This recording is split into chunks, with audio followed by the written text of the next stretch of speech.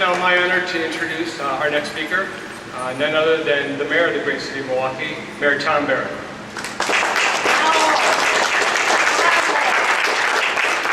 Thank you, Darren. Good morning. Welcome to City Hall, one and all, and I want to be here today to stand with this coalition who is fighting for justice in our community and justice in our country. I think we all recognize that it was the events of last week that brought this issue to a head again, and it was unfortunate, of course, and I know others have talked about this, the very, very offensive bumper sticker that was displayed just outside of Milwaukee County, and the words that were used by the individual who worked for the Department of Transportation, who has since been relieved of his position. And I totally agree with the decision of the governor that that man's employment needed to end with the state of Wisconsin. The governor made the right decision.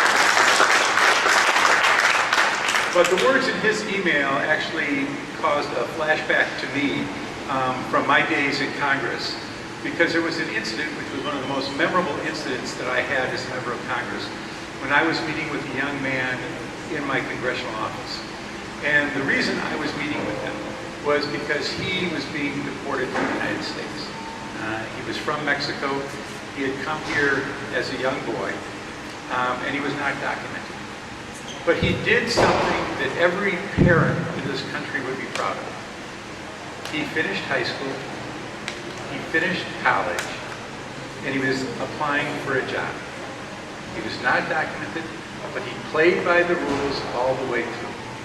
And as he filled out the application for the job, he falsely said that he was a United States citizen.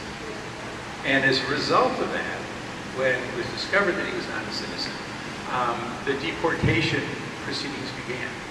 Again, he came as a young boy. This was the only home that he remembered. And as we were sitting in my office, he was talking about this, and he said that his mother, and he said this very, very emotionally, he said that his mother brought him to this country because she loved him and she wanted him to have a better life. A mother who loved her child and brought him here because she wanted him to have another life. This is the same individual or type of individual that the individual who worked at the Department of Transportation referred to as Satan. And I can't think of anything further from the truth. And others have talked about this. We are talking about families. We are talking about children. We are talking about parents who love their children and individuals who want to go to a place where they can work and have a better life. To a person, we all share that desire, to have a better life for our children. And what we have now is a serious issue in this country. It's an issue that needs to be addressed at the federal level. It needs to be addressed in an intelligent fashion, without slander, without hatred, and without racism.